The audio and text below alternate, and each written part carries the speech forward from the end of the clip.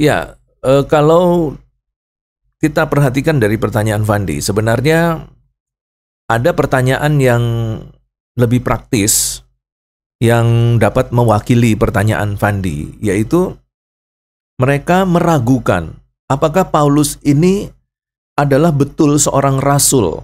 Nah, ini seperti tadi dikatakan dalam pertanyaan bahwa ada pertentangan-pertentangan antara narasi-narasi yang muncul di dunia sosial dengan apa yang barusan kita dengar. Sosok Rasul Paulus yang luar biasa.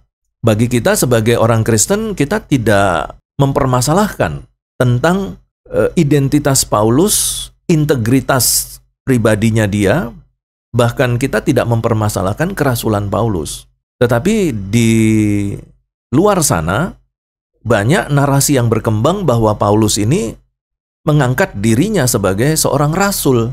Kalau dia mengangkat dirinya sebagai seorang rasul, maka dampak negatifnya adalah bahwa semua yang diajarkan oleh Paulus itu sebenarnya bukan ajaran yang berasal dari firman Tuhan, tetapi karangan dari seorang manusia biasa yang bernama Paulus tadi.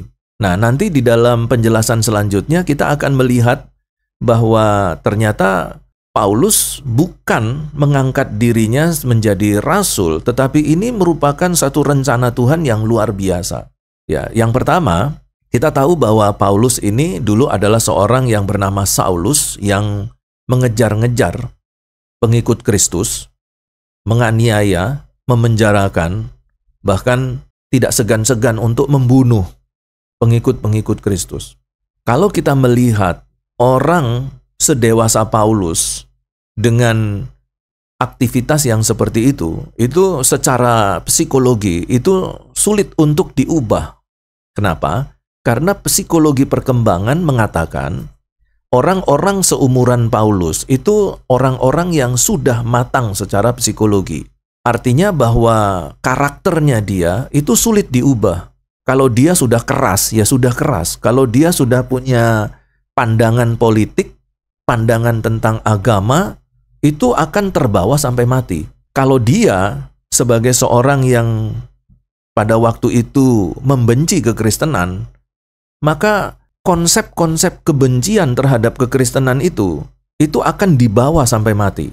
Tetapi yang luar biasa adalah ketika Paulus menuju ke Damsyik, ya, di tengah jalan, Paulus bertemu dengan Yesus. Dan pada waktu itu, Paulus mengalami pertobatan radikal.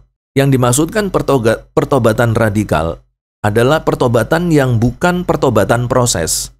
Jadi pertobatan itu ada dua jenis, ya. Pertobatan proses, pertobatan radikal. Kalau pertobatan proses, orang itu mengalami pertumbuhan rohani itu dalam bentuk proses. 5 tahun, 10 tahun, itu baru betul-betul dia jadi orang Kristen sungguh-sungguh. Tapi butuh waktu lama, 10 tahun. Tapi Paulus, dia mengalami pertobatan radikal.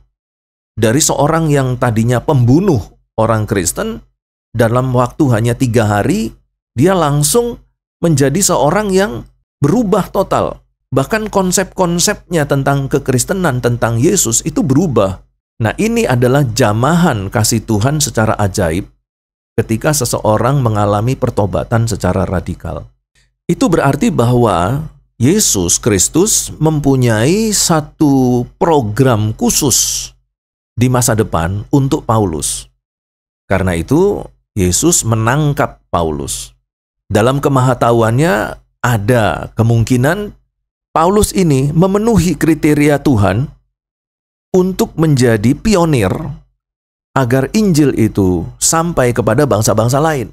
Gitu. Dan kemudian kita nanti lihat bahwa Paulus ketika kembali ke Yerusalem dan dia ke Antiokhia, di situ Paulus diutus, ya, oleh Paulus dan Barnabas diutus oleh 4 nabi, ya, bukan 1 nabi, tapi ada 4 nabi yang memberkati, mengurapi Paulus, mendoakan, menumpangkan tangan, dan mengutus Paulus untuk menjadi rasul bagi bangsa-bangsa lain.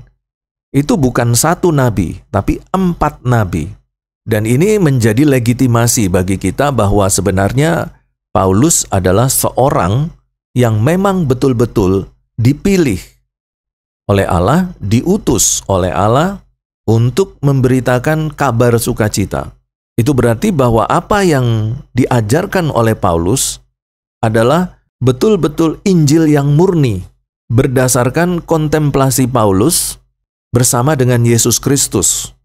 Jadi kalau saya katakan di dalam bahasa sehari-hari, Injil, teologi Perjanjian Baru yang dibangun oleh Paulus dan yang diajarkan oleh Paulus kepada gereja-gereja Perjanjian Baru, itu adalah teologi hasil kolaborasi antara Paulus dan Yesus. Karena Paulus menyusun konsep-konsep teologinya itu oleh karena diajar langsung oleh Yesus Kristus. Nah, ini kita bisa baca di dalam Galatia 1 ayat 11 sampai 12. Oke, kita coba lihat dulu Galatia 1 ayat 11 sampai 12. Galatia 1 ayat 11. Sebab aku menegaskan kepadamu saudara-saudaraku bahwa Injil yang kuberitakan itu bukanlah Injil manusia.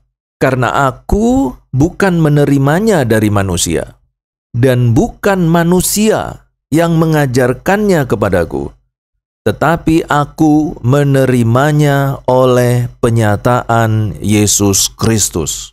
Perhatikan bahwa Injil yang dibawa oleh Paulus bukan Injil manusia, bukan dia dapatkan dari manusia.